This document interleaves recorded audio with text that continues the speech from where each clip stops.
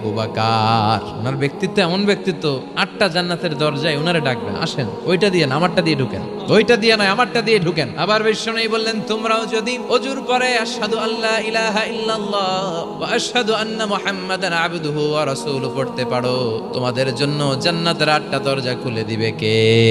বিশ্বনবী বললেন, 8টা দরজা আছে, 8টা দরজা দিয়ে তোমরা ঢুকবা ইনশাআল্লাহ। পড়েন, এক একটা দরজা যে কত বিশাল হবে হিসাব নাই। সৌদি আরবের মক্কা শহর থেকে বাহরাইনের হাজার শহর যত দূর, জান্নাতের এক একটা দরজা লম্বা ঠিক তত দূর।